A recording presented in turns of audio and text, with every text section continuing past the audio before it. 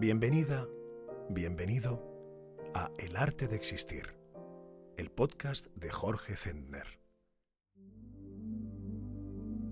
¿Cómo hacer de nuestra existencia un arte? Soy Jorge Zentner. Gracias por acompañarme en el episodio número 49 de El arte de existir.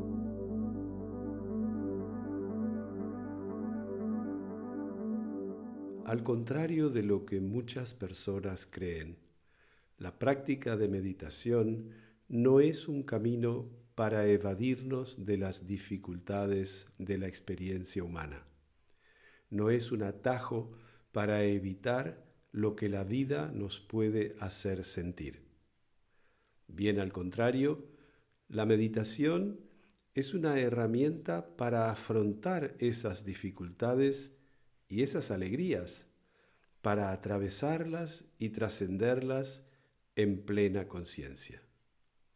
Se trata, en fin, de que podamos sentir la vida, que podamos abandonar la pretensión de pasar a través de las experiencias sin recoger lo sentido. Las cosas que vivimos nos producen alegría, tristeza, enfado, miedo, culpa, vergüenza. Esas emociones son información acerca de cómo estamos sintiendo eso que vivimos, cómo lo estamos viviendo en nuestro mundo interno. Es bastante comprensible que si algo que vivimos nos molesta, experimentemos rabia, enfado. Es comprensible que si estamos ante una situación que nos genera peligro, experimentemos miedo. Pero muchas veces lo que sentimos en el momento presente no se deriva de un peligro real o de una molestia real, sino de un escenario que dibujamos en nuestra mente. Por ejemplo, todavía no he asistido a un espectáculo que se producirá la semana próxima, pero lo que me cuento sobre lo que viviré ya me produce alegría. Es posible que ese espectáculo nunca llegue a realizarse o que yo por alguna razón no llegue a tiempo y me lo pierda, pero mi relato interno ahora mismo tiene un poder muy grande sobre lo que siento. La práctica de meditación nos permite observar estos procesos mentales. Observamos, por ejemplo, el discurso que nos hacemos, las emociones que ese discurso nos genera, etc. ¿Para qué nos adelantamos a los acontecimientos y nos contamos fantasías catastróficas en las que siempre ocurre lo peor, o fantasías anastróficas en las que siempre ocurre lo mejor? Todos hemos compartido la experiencia de la pandemia. Todos hemos visto cómo la pandemia desvelaba la ilusión de control que teníamos sobre la realidad. La ilusión de saber, la ilusión de tenerlo todo programado para el futuro. La pandemia vino a mostrarnos las cosas como son. Nos mostró que no controlamos nada, que vivir es vivir la incertidumbre, el misterio, que la incertidumbre es nuestra condición natural. No hay otra certeza que la muerte, e incluso la muerte no sabemos cuándo ni en qué circunstancias llegará. Fantaseamos, creamos escenarios catastróficos o anastróficos para no confrontarnos a la incertidumbre, para controlar, o mejor dicho, para hacernos la ilusión de que controlamos. En cambio, la experiencia nos muestra que si vivimos plenamente el presente Incluso las peores catástrofes nos encuentran preparados, capaces de atravesar lo que la vida nos trae momento a momento. Practicar meditación es una forma de soltar el control, de soltar la ilusión del control. Es una forma de soltar el deseo de control. Practicar meditación es aceptar lo que es aquí y ahora. Es decirle sí a la vida tal como es de instante en instante. Por eso, esta práctica nos conecta con la confianza. Siempre decimos que practicamos una atención que no compara, que no juzga, que no compara lo que es con lo que nos gustaría que fuera, que no compara el presente con un ideal. Si lo que tengo ante mí es incertidumbre, la vivo conscientemente. Le doy un espacio para que sea, para que su energía se despliegue. Si aquí ahora la meditación me permite detectar fantasías anastróficas o catastróficas, simplemente las reconozco como tales. Les doy un espacio, las acepto y les permito ser. Es entonces cuando las acepto, cuando compruebo que estoy dejando de alimentarlas, que pierden su poder, que se diluyen en el espacio infinito de la conciencia. El humano que somos está destinado a atravesar situaciones muchas veces difíciles, dolorosas, inciertas. En tales circunstancias nos ayuda mucho saber que estamos acompañados por una presencia de amor incondicional. A esa presencia no la podemos ver, pero la podemos experimentar, la podemos sentir cuando traemos la atención al instante presente. Cualquiera de nosotros, aquí ahora, si abre su atención a esa presencia de amor incondicional, la puede experimentar. Esa presencia es sinónimo de ausencia del yo psicológico, ausencia de todo lo referido a mí, mío, yo. El vacío de yo revela la presencia. La presencia del yo es como un velo que oculta a nuestros ojos la presencia de amor incondicional que nos acompaña. La práctica de meditación es la contemplación de ese vacío de yo. Es una práctica, pues, de la presencia plena. Cuando contemplamos el vacío de yo, desaparecen las fantasías de futuro, desaparecen las sombras del pasado. Todo es ahora, plenamente. No hay narrativas y, en consecuencia, no hay personaje, no hay protagonista. Cuando no hay narrativas, no hay tiempo. Cuando no hay tiempo, no hay incertidumbre. Cuando no hay incertidumbre, no hay miedo. Por eso, Eckhart Tolle llamó a su libro El poder de la hora. Contemplamos el vacío de yo. Por un momento, nos permitimos encarnar esa presencia de amor incondicional que tanto necesita nuestro humano. Nuestro humano cometerá errores, vivirá abandonos, pérdidas, a cada instante dará pruebas de su imperfección, se enfermará, pero nada impedirá nuestro amor por él. Lo acompañamos con amor en su aventura, lo acompañamos con amor cuando se equivoca, cuando traiciona, cuando es traicionado. Lo acompañamos con amor cuando siente miedo, cuando siente celos, cuando se enfada. Lo acompañamos con amor en el dolor y en la alegría. Haga lo que haga nuestro humano, viva lo que viva, nuestro amor por él no puede menguar.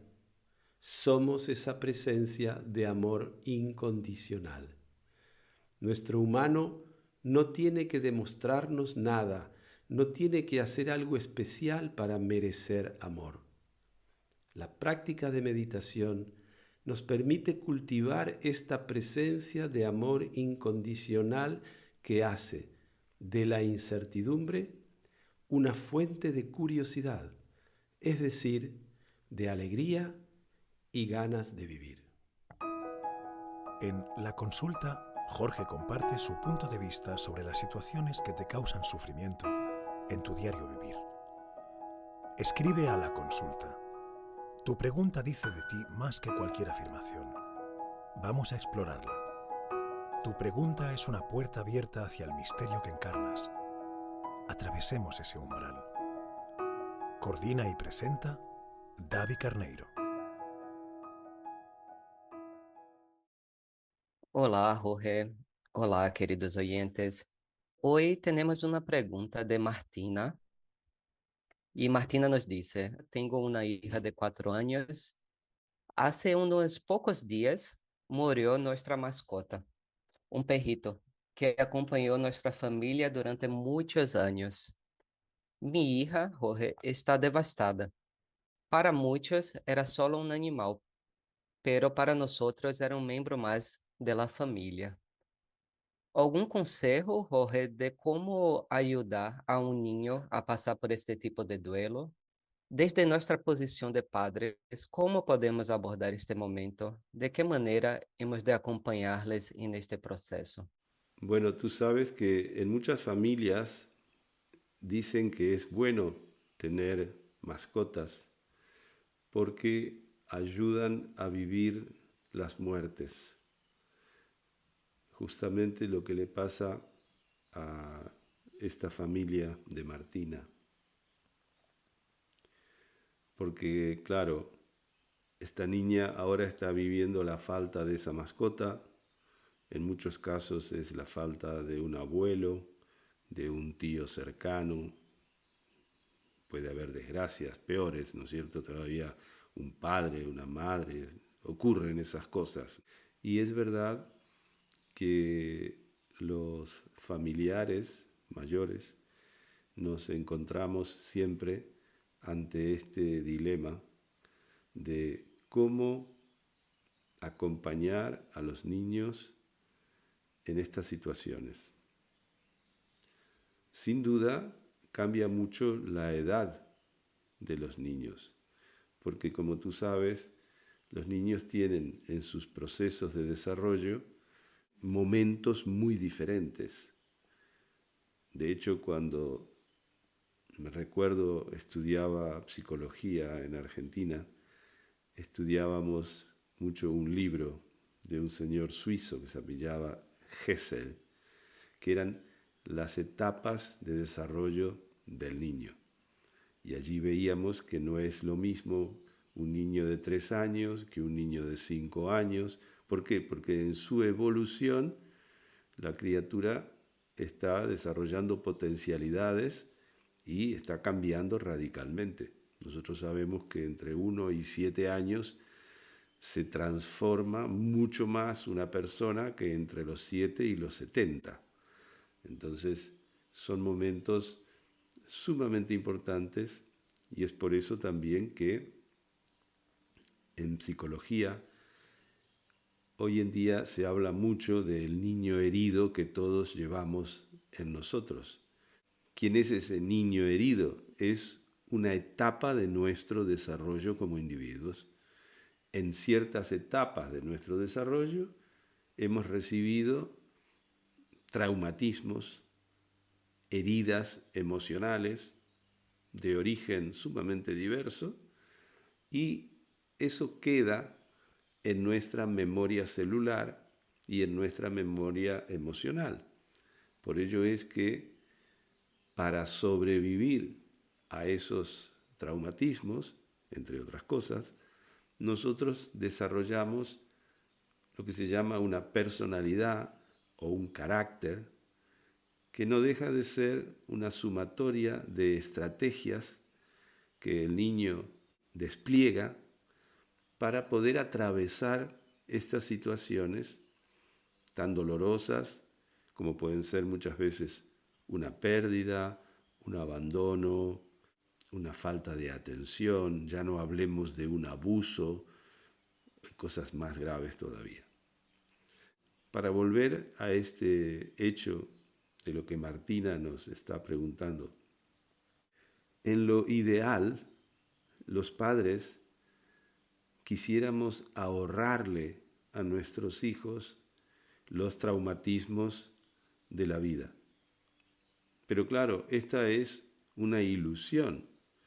Por un lado o por otro, los niños irán atravesando las etapas de su desarrollo y se irán confrontando, como en este caso que nos ocupa, a las limitaciones existenciales que todos los humanos tenemos.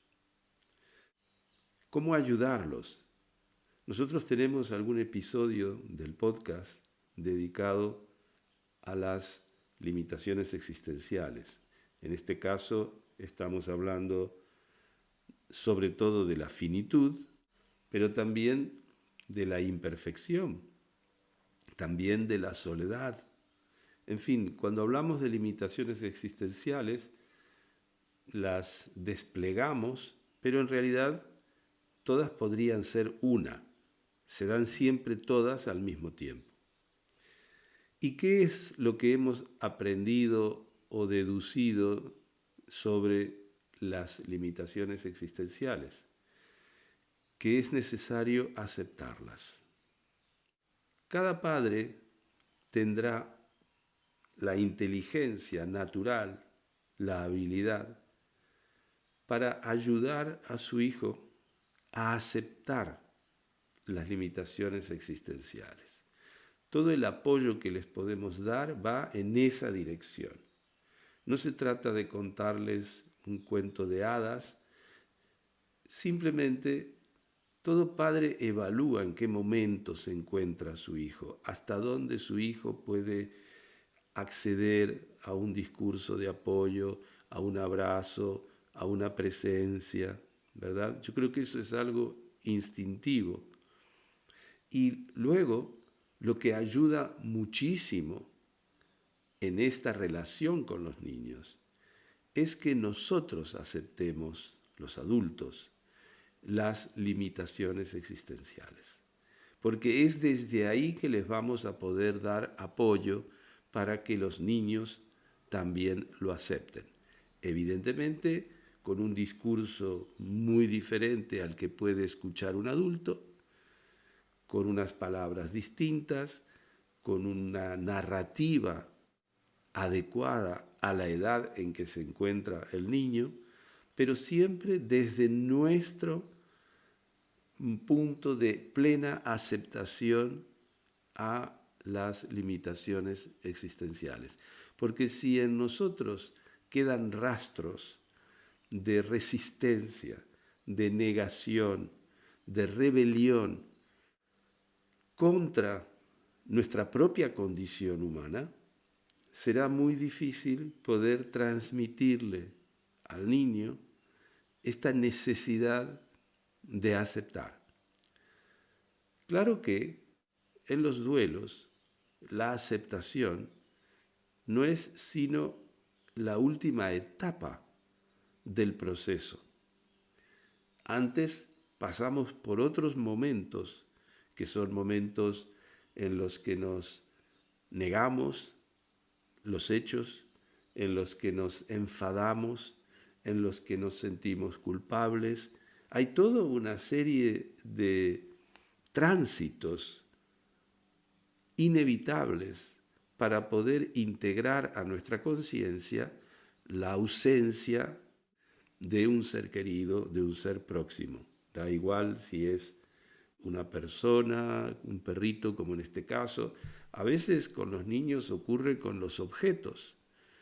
Pasa a veces con el chupete, pasa con el carrito, pasa con una cuna, pasa con un conejito de peluche. Hay muchas formas por las que el niño experimentará la pérdida y hay que acompañarlo allí.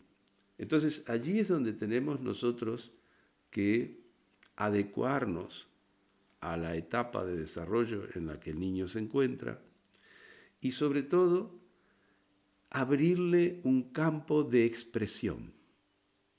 Lo esencial es que el pequeño pueda expresar el momento que está viviendo.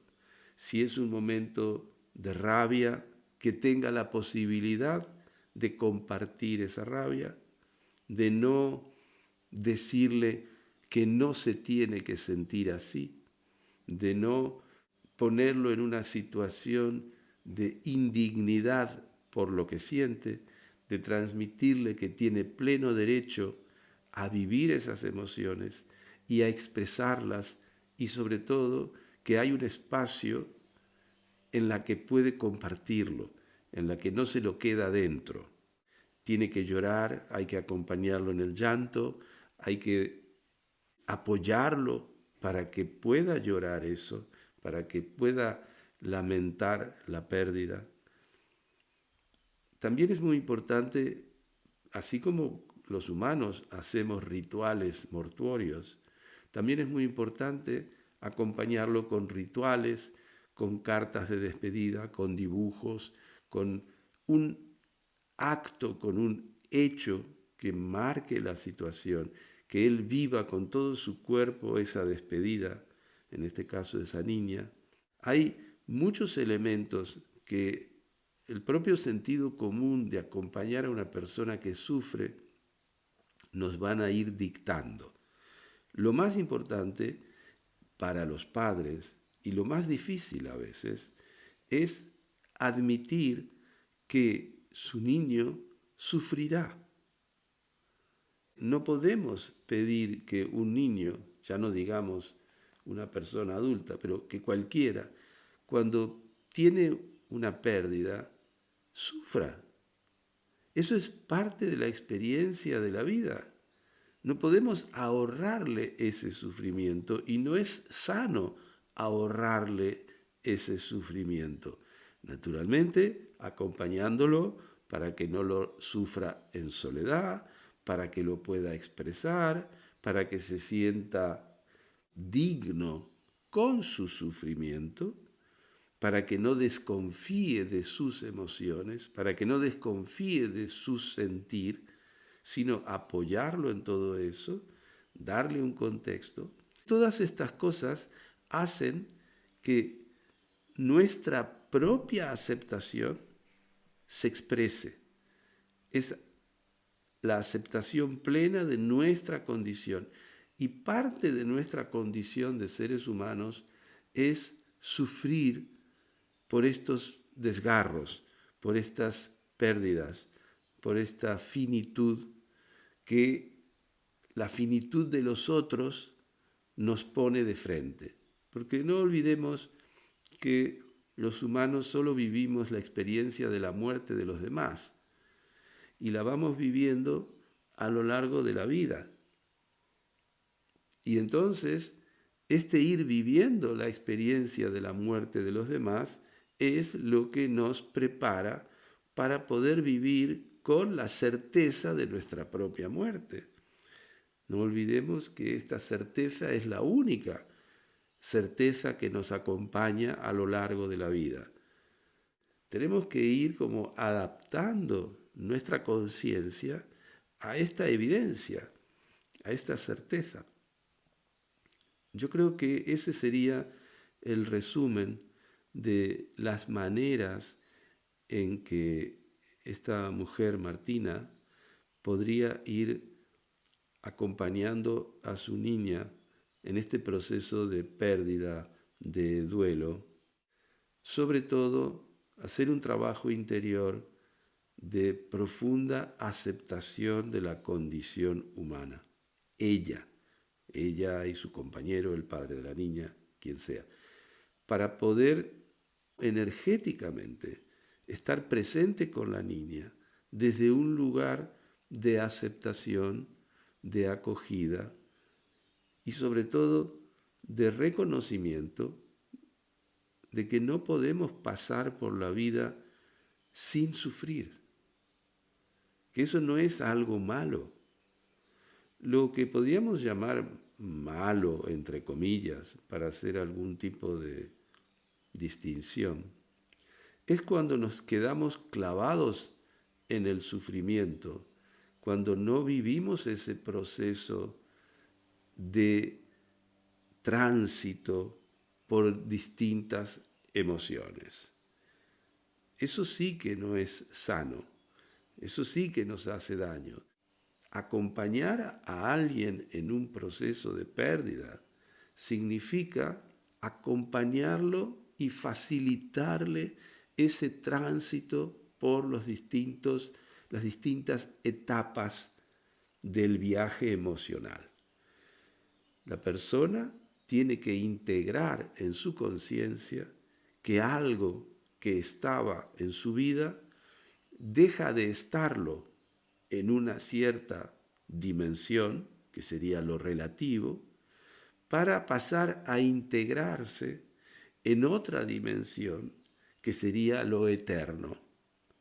Posiblemente esta niña de 4 años, cuando sea mayor, recordará a su perro, recordará la muerte de este animalito.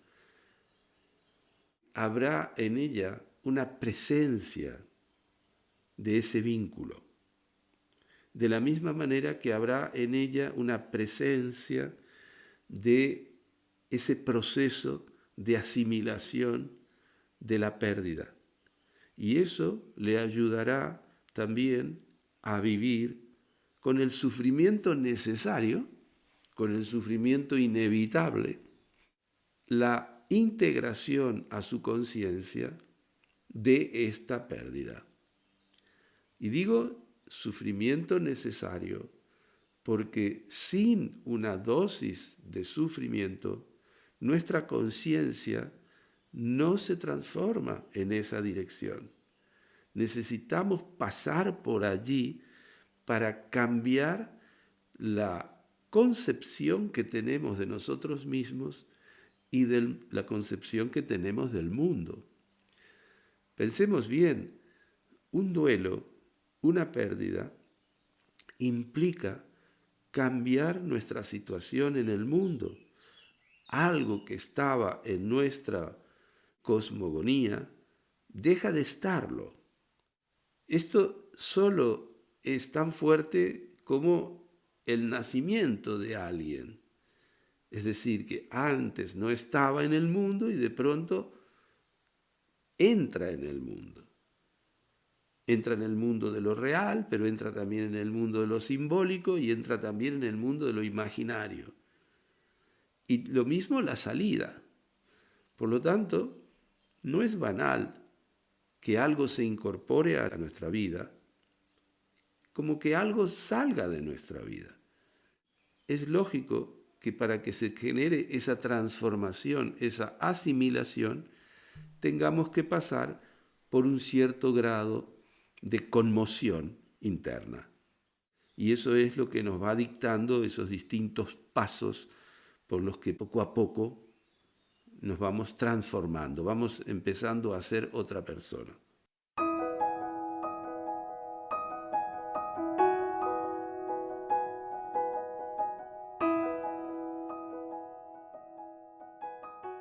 Una pregunta, Jorge, de Isabel, de 42 años.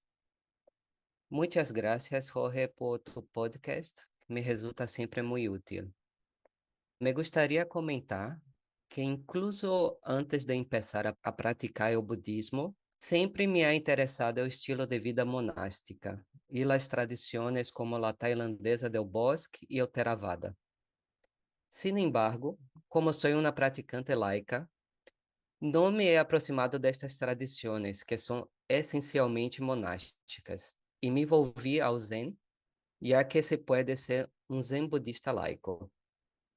Mi problema, Jorge, por assim dizer, é que ao final do dia, sinto que para praticar realmente o Zen ou qualquer outro caminho de autoconhecimento, debo necesariamente tornar-me um monge.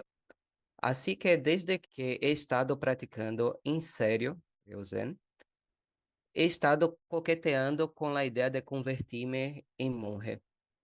Pero creo que isto proviene tanto de mi interés por este estilo de vida y esta noción de que el Zen no puede manifestarse de manera completa como una prática laica. ¿Qué piensa Jorge sobre este tema? ¿Es la práctica laica del Zen o de cualquier otro camino de autoconocimiento suficientemente profunda? Bueno, yo supongo que si yo fuera un maestro zen, a esta consultante le diría más zazen, más sentarse en silencio. Una de las cosas que yo aprendí en la práctica del zen es que todos los cuestionamientos como el que nos plantean en este caso son juegos de la mente. Y los juegos de la mente siempre intentan establecer categorías. Algo que es mejor, algo que no es tan bueno, algo que no es suficiente. Fíjate que en su pregunta está estableciendo categorías, supuestas categorías de eficacia, de lo que puede ser mejor, que si lo laico, que si lo religioso, que si la vida monástica, que si lo otro. Es todo dualidad. Ese es un típico ejemplo de cómo la mente, incluso de los practicantes, nos tiende trampas y nos quiere llevar a su terreno, que es el terreno de la dualidad. Por lo general, las personas leen libros, tratan de volverse muy conocedoras de que si el Theravada, que si la otra, todos son juegos de la mente para que evitemos acceder al Zen. Fíjate la paradoja. El Zen es precisamente un estado de conciencia no dual, del que hemos hablado bastante aquí en el podcast y seguramente seguiremos hablando. Y es natural, es lógico, es comprensible que cuando empezamos las prácticas todavía traigamos a la práctica nuestra mente dual. Y entonces caemos en este tipo de disquisiciones, de discriminaciones, para ver si esto es mejor que lo otro, lo cual es la antítesis del Zen. Por lo tanto, si algo le puedo sugerir a la mujer que nos escribe, es que se siente más a practicar, que todos estos juegos son elucubraciones mentales que la están alejando de la práctica. Cuando nosotros nos sentamos a meditar, tenemos que saber que como en el Zen se enseña, en el cojín de meditación, que en la tradición japonesa se llama zafu, no hay lugar para el yo. Y es el yo psicológico, el ego, quien trae este tipo de disquisiciones, de preguntas, de dudas, que siempre se basan en el establecimiento de categorías. Nos enseñan que cuando antes de entrar a la sala de meditación nos quitamos los zapatos, con los zapatos dejamos nuestro ego, dejamos el yo psicológico, dejamos la dualidad. Y quien se sienta en el cojín es el Buda. ¿Qué quiere decir? Es esa conciencia del Buda, esa conciencia despierta que no discrimina, que no separa, que no juzga, que no opina y que no tiene ningún tipo de propósito a alcanzar en el tiempo. Una de las trampas que la mente nos tiende es la de ponernos propósitos en el tiempo. Doy un ejemplo. Practico porque si practico mucho, un día alcanzaré algo, normalmente la iluminación, la libertad interior, el conocimiento, etc. Esta es una trampa. La meditación es la atención al instante presente. Por lo tanto, no hay una acumulación de práctica. Por eso decimos que cultivamos el espíritu o la mente del principiante, porque siempre estamos por primera vez practicando. En cada instante estamos por primera vez practicando meditación. No hay un aprendizaje, no hay un perfeccionamiento, no hay una escala en la que vamos a subir. Tú puedes pasar 30 años meditando y estarás en el mismo punto que la persona que acaba de llegar por primera vez y se sienta en el zafu.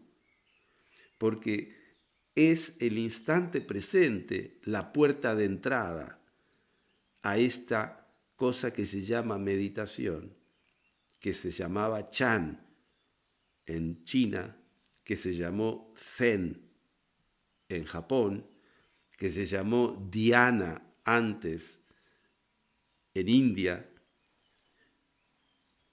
y que se le ha dado la palabra meditación por no haber encontrado otra, pero que intenta nombrar un estado de conciencia que es la conciencia plena del instante presente. Eso es Zen, eso es meditación. Cuando aparecen este tipo de cuestionamientos, en donde vemos que puede ser una cosa o la otra, en donde hay una aspiración a algo, generalmente a mejorar, tenemos que saber que esto proviene de nuestro ego, porque es nuestro ego quien se siente insuficiente y con deseo de llegar a la plenitud. Cuando nosotros dejamos caer nuestro ego, cuando dejamos de estar con la atención en el ruido de la mente, vemos que este tipo de preguntas no aparecen porque lo que experimentamos es la plenitud. Es lo que se llama nuestra plena presencia. La plena presencia es el fruto de la ausencia de yo. Cuando nosotros nos sentamos a meditar, nos sentamos a contemplar el vacío de yo. Un espacio infinito, silencioso, transparente, en donde no hay un yo. Y allí es donde entonces nosotros nos reconocemos a nosotros mismos en nuestra auténtica naturaleza, que es silenciosa, vacía, amorosa y nos transmite un sentimiento de plenitud. Ese vacío de yo nos transmite un sentimiento de plenitud, porque trascendemos la dualidad y vamos a un estado de conciencia en el que vacío es plenitud, no hay dos. Por lo tanto, la respuesta sintética desde el Zen es más zazen, más práctica, más práctica. ¿Por qué? Porque cuando practicamos sin soltar el yo, la práctica se vuelve un infierno. Y es a fuerza de habitar el infierno de la práctica desde el yo que terminamos por aflojarnos y por soltar. ¿Por soltar qué? Por soltar el yo. ¿Y cómo lo soltamos?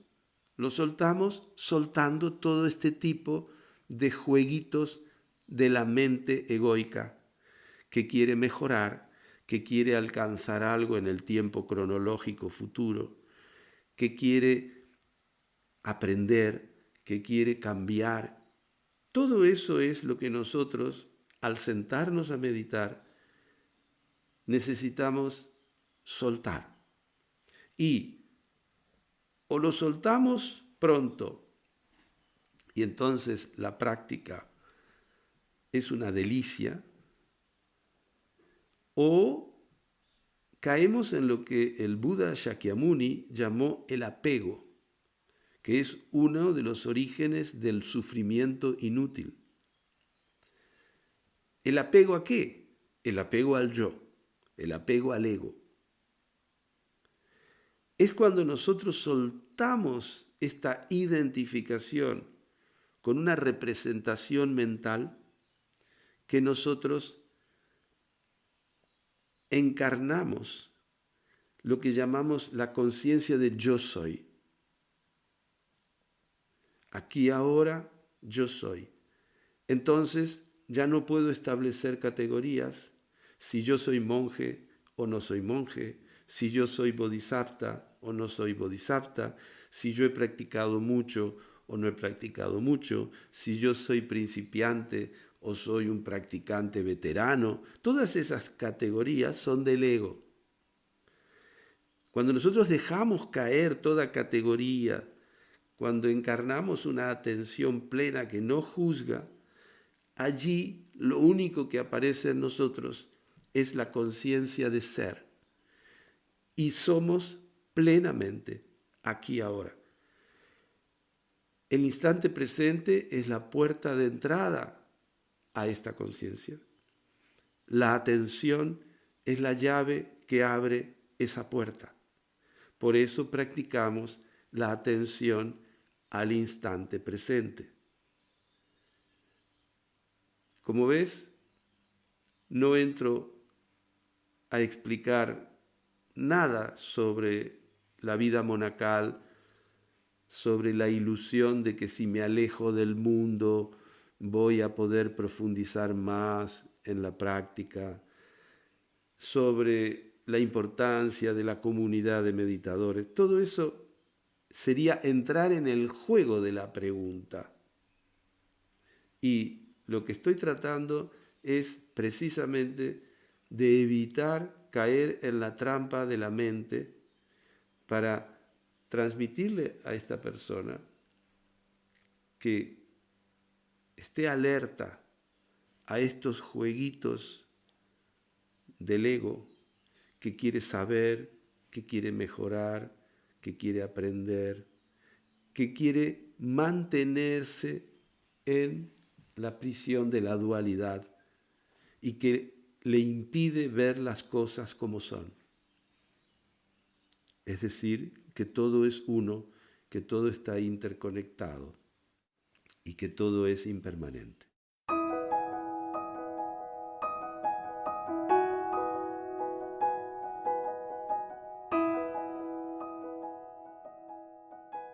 Una pregunta anônima. Estuve ultimamente reflexionando acerca de la satisfacción y me considero una persona sin problemas materiales, privilegiado en muchos sentidos. Dinero y posesiones materiales raramente me proporcionan satisfacción, pero siempre me aburro muy rápido y entonces quiero algo mejor y más caro.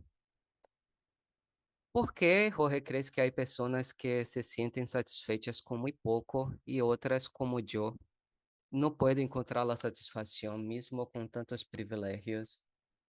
En tu opinión, ¿qué sería la satisfacción, Jorge? ¿Cuál es su límite y cómo una persona puede estar plenamente satisfecha? ¿Es esto posible? Gracias, David.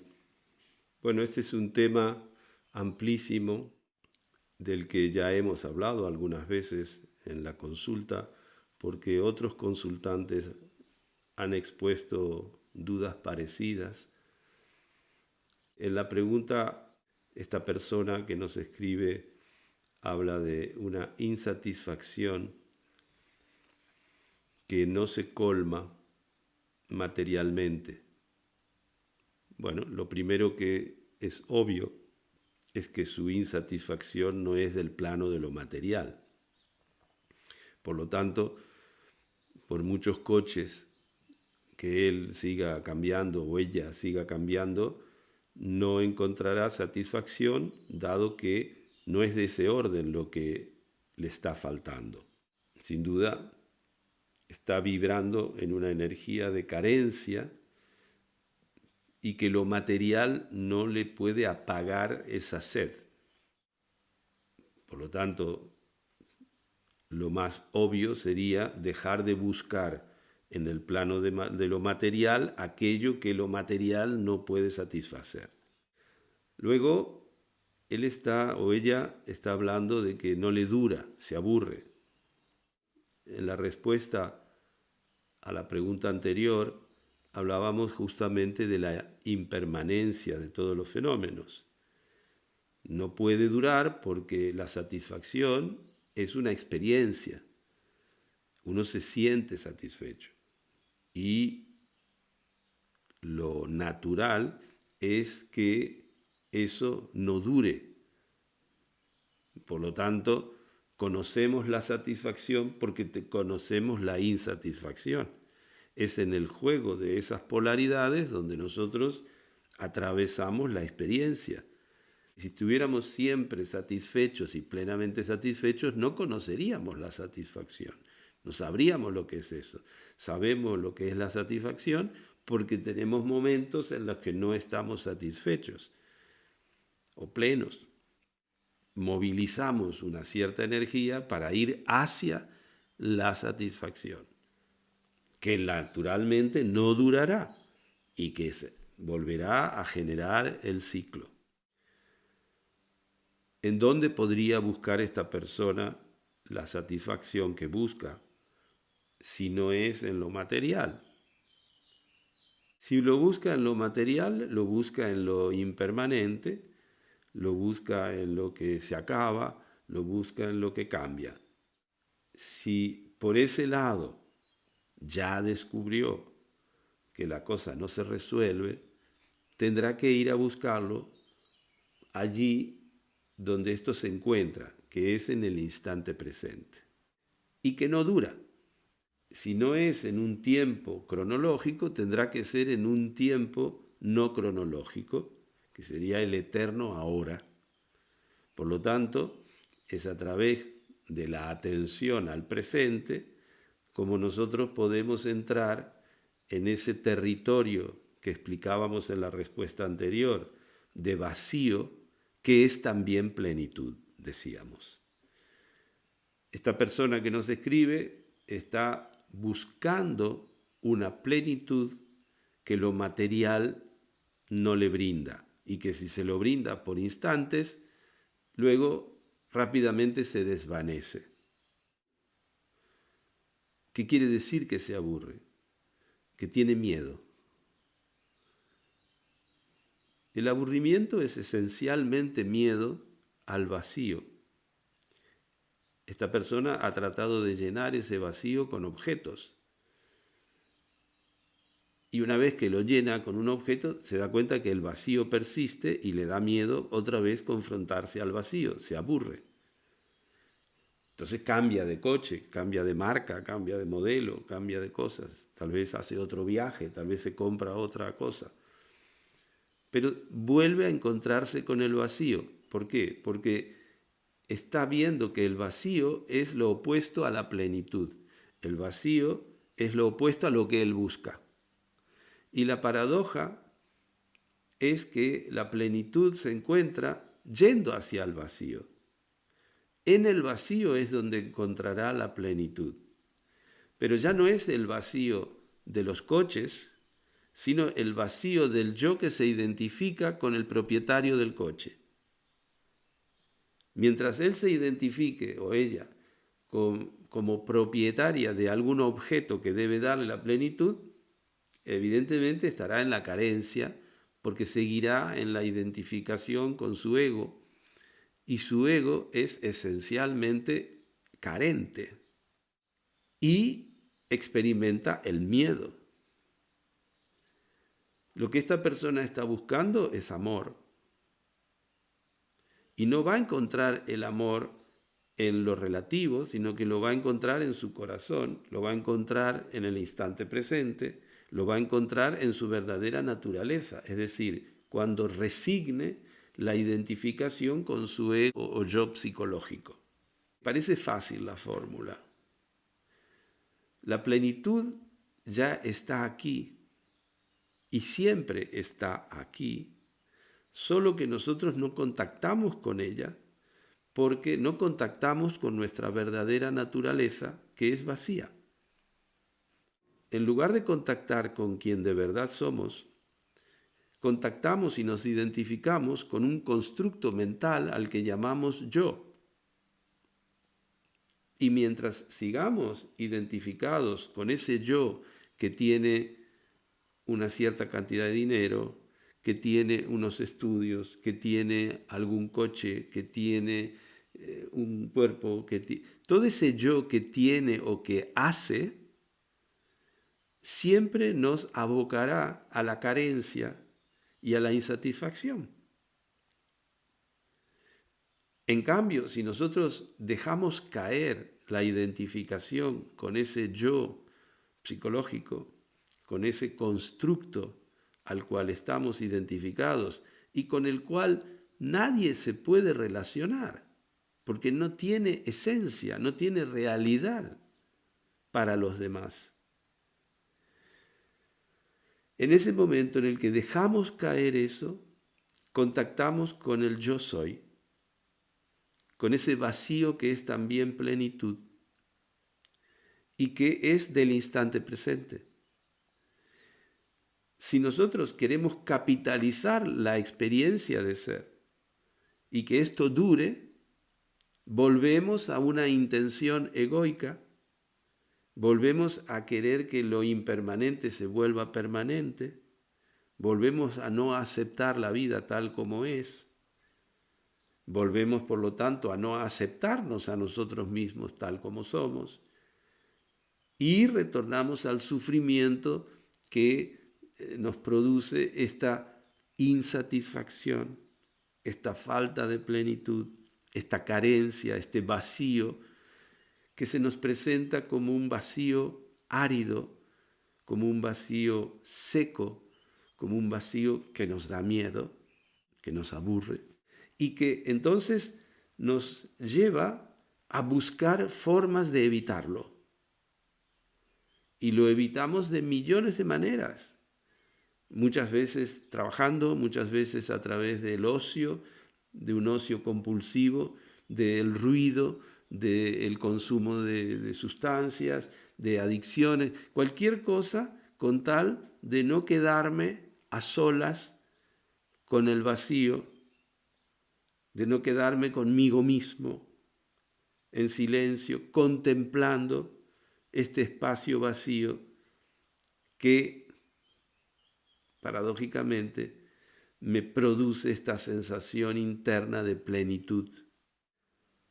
Esta persona que nos escribe es muy representativa de la sociedad en que vivimos y no nos podemos excluir nadie, porque esto también es una ilusión de creer que porque conocemos en algún momento la experiencia de esta plenitud, ya somos personas que estamos en otra categoría. No. Nosotros podemos experimentar esta plenitud y a las 2 horas sentirnos completamente alienados, solos, perdidos, sin objetivos, sin sentido y buscando Netflix o buscando lo que sea para poder llenar ese vacío o evitar el contacto con ese vacío. Por eso es importante que incorporemos a nuestras vidas cotidianas algún tipo de práctica que nos traiga al presente, que nos permita cultivar un estado de presencia, es decir, de ausencia o vacío del yo. Eso puede ser la meditación, puede ser cualquier tipo de práctica que esté orientado hacia poner la atención en el instante presente. Puede ser cocinar, puede ser pintar. Aquello que más hacemos en nuestra vida es el espacio más indicado para nuestra práctica. Por ejemplo, si tenemos que ir a un trabajo y trabajamos 8 horas por día, ahí tenemos 8 horas de práctica. Cultivemos nuestra presencia en el trabajo. ¿Y qué quiere decir cultivar mi presencia en el trabajo? Quiere decir ir a trabajar y no identificarme con el que trabaja.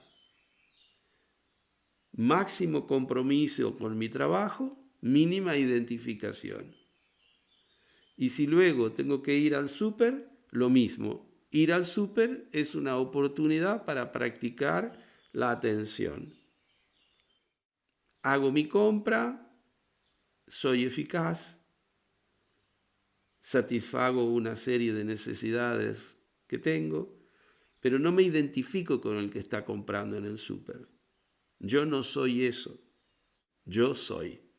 Yo no soy el que hace mi trabajo, yo soy. Yo no soy el que lava la vajilla, yo soy. Y entonces la vida cotidiana se vuelve una práctica. La práctica de una actitud interna de vacío de yo, de no identificación y de presencia. Y cuanto más estemos presentes, menos sentiremos esta insatisfacción y menos la haremos depender de lo que tenemos o de lo que hacemos para poder experimentar que la plenitud o la satisfacción viene de ser, no de hacer ni de tener. Muchas gracias por escuchar este podcast. Tu presencia completa el sentido de nuestro trabajo en el arte de existir. Un nuevo episodio estará a tu disposición en 15 días. Si lo deseas, tienes la posibilidad de suscribirte a través de Spotify, Apple Podcast o la plataforma de tu preferencia. Te recuerdo que puedes hacernos llegar tus preguntas para la consulta o la sugerencia de temas que consideres de interés al correo electrónico jorgesentner@elartedeexistir.com. Para mantenerte al día de las actividades que propongo, talleres de grupo, retiros de meditación, charlas, publicaciones, etc., no dudes en suscribirte a nuestra newsletter o seguir las redes sociales que figuran en la descripción de este episodio. Hasta muy pronto. Soy Jorge Sentner. Ojalá que este podcast sea una fuente de inspiración en tu propósito de hacer de tu vida un arte. El arte de existir.